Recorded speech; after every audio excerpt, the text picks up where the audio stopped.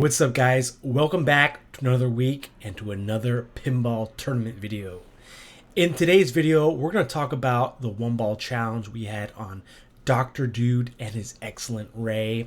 I'll mention some things I found out throughout the week playing the table and exploring it.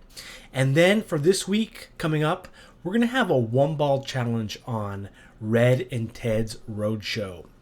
But instead of just having one ball, we're going to add another layer of difficulty. And we're going to have limited attempts this time.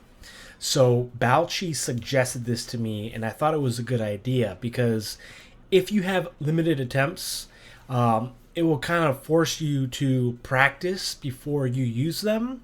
I mean, you can choose. You can use all your attempts at once if you want, or you can practice on your own and get better there, and then when you think you're ready, when you feel like you're ready, you can play use your attempts. But I like the idea because Balchie was saying that if you practice on your own, on the table and on one ball, and you do good, at least your score will be kept on the all-time leaderboard. So that's a really cool option you have. Of course, there's also the practice setting on these tables where there's like a set time, and you can just there's no limit to number of balls, but you can choose what you want to do, right? But I think limiting attempts will make this challenge a little harder. But we're going to be playing Red and Ted's Roadshow, which is definitely, when you compare it to Dr. Dude, an easier table.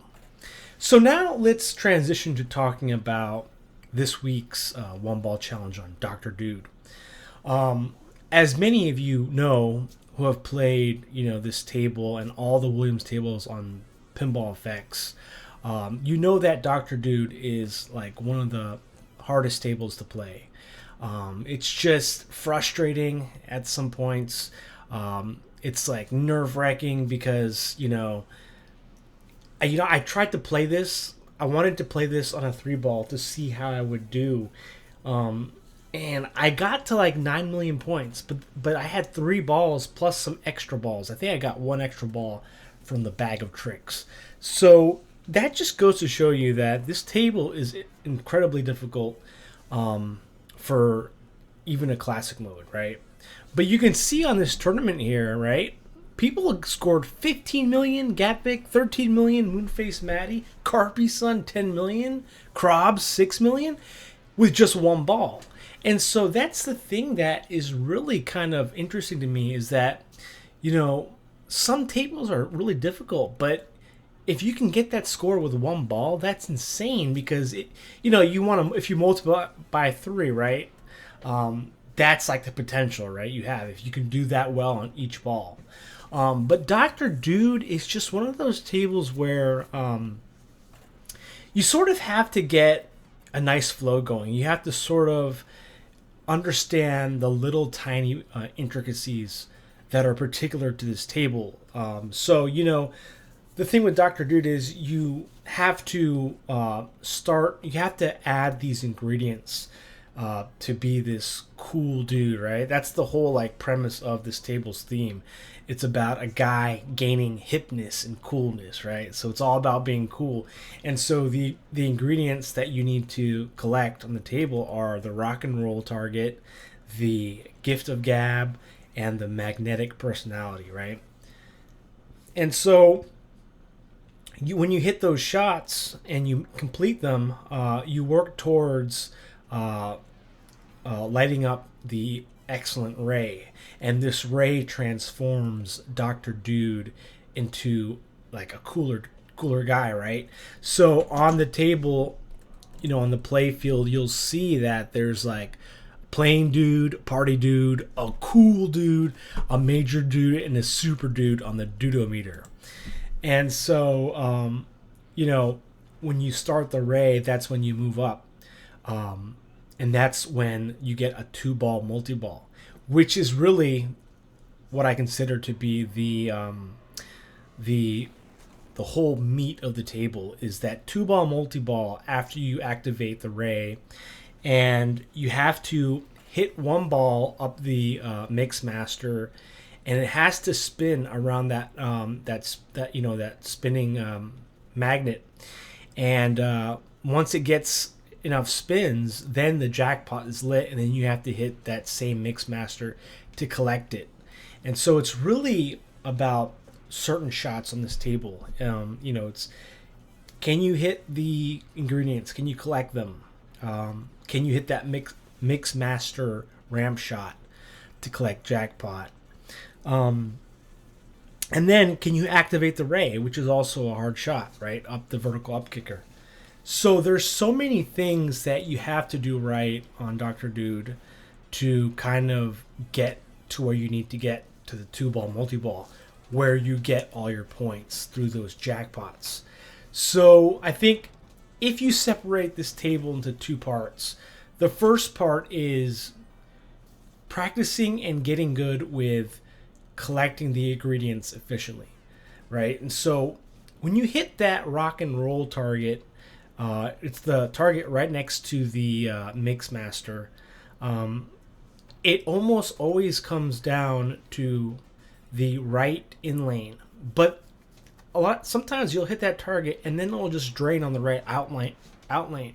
So it's like very it almost feels like it's an easy shot to hit, but it feels like after you hit it, there's like a 50% chance, like it feels like it could go out the right out lane. But with consistency and practice, that shot becomes really easy. And so that's, I think, one of the easier ingredients to collect. And then the gift of gab shot is pretty easy as well. Hits up the vertical up kicker. And I think the hardest is the magnetic personality, where you have a magnet that can hold up the ball, and that's how you collect that ingredient. But you can also just hit the mix master lane, and by doing that enough, you will collect the ingredients slowly. But that's harder to do because hitting that ramp, that mix master shot, can be very, very hard to do consistently. And so you'll find that it's just probably better to get the ingredients, collect the ingredients that you can, and then if you can't get the magnetic personality all the way, just hit the mix master lane, and that should complete it eventually. And then you want to hit the left saucer for activating the ray, which is also another hard shot, right? So there's nothing easy about this table when you think about it, right? There's nothing really that easy. You have the reflex targets that can start the reflex special mode, but that's hard to do because you have to hit the certain targets in order. The skill shot I did find interesting though, because the skill shot is something, it's not really a skill shot because it's not your typical skill shot where you only can get it at the plunge. You can keep on getting it. The lights in the back are always moving, and so when you hit the target in the back, you will get that that skill shot. But hitting it in that area is dangerous because it goes down to the pop bumpers, which a lot of times can lead to the straight down the middle, right? SDTM, straight down the middle. The acronym that Gat Vic reminded me of. So this table can be very frustrating, and I certainly was frustrated by it for a lot, because I made a lot of attempts just to improve my score, and I came better than I started, but I don't think I could get past, I plateaued, right, with that score of 3 million. But when we're just talking about the table itself, this was a table designed by Dennis Nordman in 1990, and it was one of the very early. Oh no, this was one of the latest. Sorry, it was one of the last alphanumeric displays before Pinball transitioned to the dot matrix. So a lot of people that I've been talking to throughout the week say, some people prefer the alphanumeric digital display scoring, and then you have the dot matrix, and then you have the newer types, right? And something that I want to mention, someone in the comment section I was talking to mentioned that how the scoring in earlier tables like EMs, early solid states, maybe early DMDs was pretty like straightforward, right? And he mentioned score inflation, and I thought that was a good point because a lot of times when you play these, these most recent tables, the scoring seems to be, it doesn't seem to make a lot of sense. Like it just seems really random, and I think that's pretty true. I mean, you look at the EMs, right? The scoring was very, straight to the point, right? 10 points for this, 100 points for that, right? And then the early solid states, you could even look at the play field and see how many points you're getting, right? It literally say on the play field 1,000 points, 50,000 points. It would show your bonus multiplier.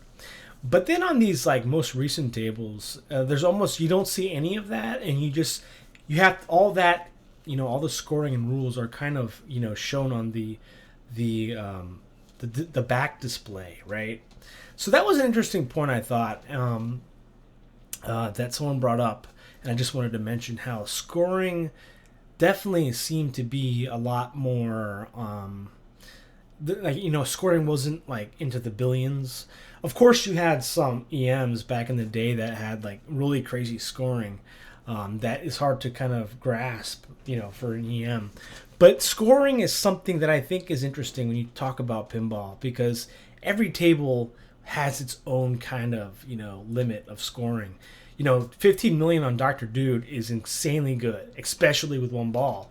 But 15 million on Attack from Mars, that's like, is that even possible? Because Attack from Mars, you're getting billions, so it's kind of just thinking about scoring in that way. But, I mentioned that this table was from Dennis Nordman, and one thing I want to say is that as you begin to play more tables, you will start to notice and kind of have a better guess at who the table designer was. And it might not happen right away, but you'll start to draw similarities. So I didn't really know like that this table was by Dennis Nordman. I had heard about his name, but I'm familiar with the table Party Zone, and so I thought that probably is by Dennis Nordman too. It's got similar themes. The playfield even looks alike, and that's just like the style. So Dennis Nordman, he created the Party Zone in 1991.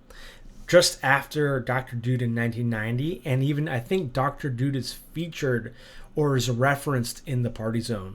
So Dennis Nordman had that style. He created Elvira and the Party Monsters in 1989. He created Party Animal in 1987. So when he first started out, there was a lot of party themes, right? And so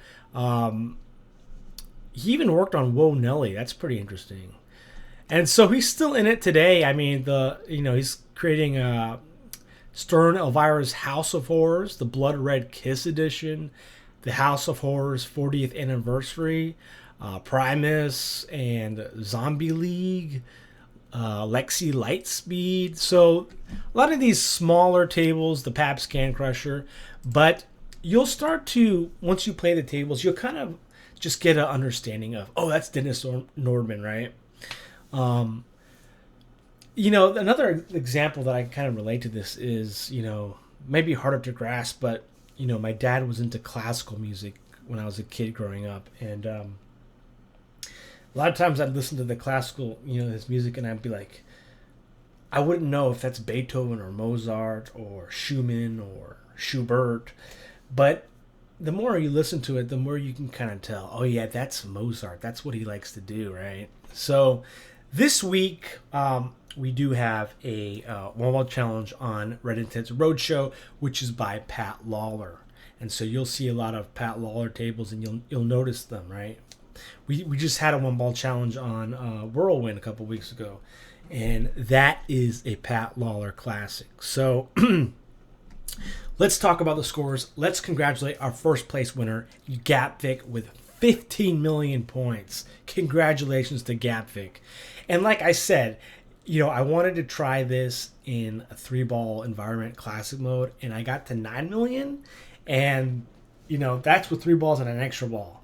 And I think I got the extra ball from the Bag of Tricks award. But congratulations to Gapvik for that first place score.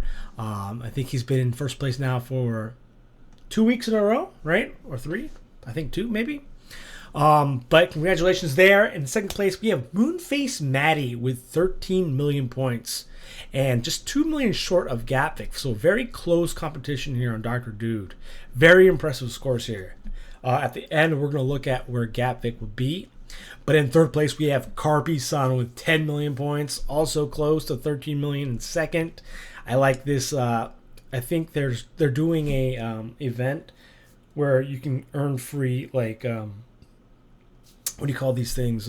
Free, like, display pictures for playing in the tournaments, which is cool. I like this one. It's like a little record player here.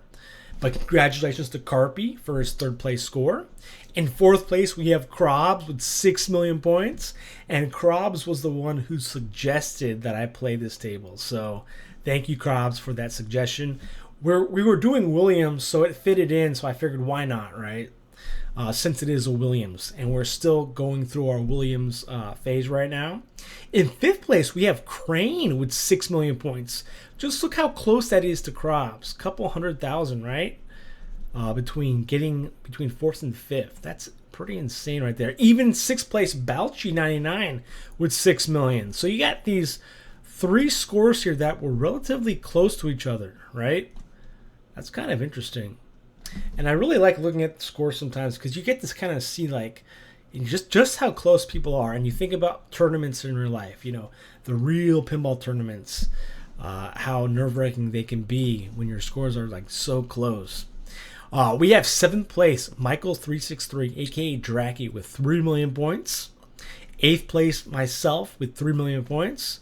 I was trying to beat Michael in the score, but I just couldn't do it. It's just like I kept trying, and I was like, because like I said before, I never try to look to the top. I always look at who's right on top of me to see who I need to surpass. So Michael did best me. Congratulations to Michael there. In 9th place, my friend Geronimo Game with 2 million points, close to 3 million. And in 10th place, to round it off, we have UTD 4000 with 2 million points as well. 11th place, we have Urko 1945 with 2 million points. Very close here between 10th and 11th. Look at that. Like 30,000 points right there. Fabled Scarab in 12th with 2 million points.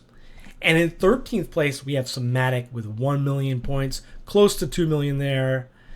And then in 14th place, we have Bad Jack Daniels with 1 million points as well. Look how close this is actually here. Between 13 and 14, we have 8,000 points, right? Separating those two. So just goes to show, every point, sort of matters in pinball, right? So thank you everyone for playing this tournament. I know it was a little frustrating because it is Dr. Dude and everyone knows it, but pat yourself on the back because this is a hard table, especially on the hardest setting of 1 ball. So let's move on to this week's tournament. And we're going to create a tournament, a 1 ball challenge on Red and Ted's Roadshow. Where are you, Red and Ted? Here it is. All right. So, public, it's going to be a 1 ball challenge, unlimited players, and we're going to do how many attempts? So, we're going to go 10 attempts here because we usually had, unlimited. But I don't want to just go to, like 1 attempt. I think 10 attempts gives you enough time. And of course, we're going to do our usual 6 days here. So public, 1 ball challenge, unlimited players, 10 attempts. You have 6 days. And let's go here. Oh yeah, here's the ID. CWL3. Here we go. No password necessary. All right, this I think Autobus had a challenge on this the other week that Dracky showed me. So I had fun playing it, and I wanted to get to know this table more. Red and Ted's Roadshow. I just love the personality of this table. You have, of course, Red and Ted, these construction workers traveling the country, building roads, highways, and getting into, you know, a mess, basically. But it reminds me a lot of like Rudy, because of Rudy, the toy. So it just has a lot of personality. I saw this table in person. I didn't play it though, which I'm really upset at because the table's not there anymore. But at least I saw it. And let's give this a go here. Time to go to work. Okay. Fire that thing up. All right, let's fire that thing up. So you want to get multi-ball, I think. And then Tuesday. Hey, let's get a souvenir. you hit Ted's the target in front of Ted's face. Come on.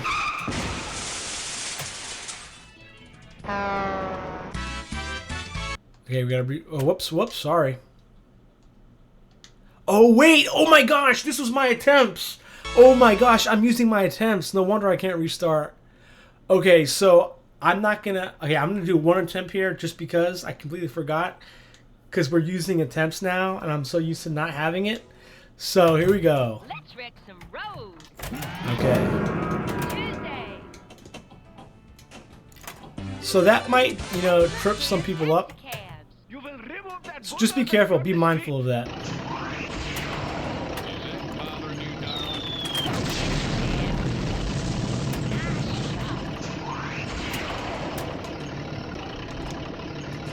Okay. Oh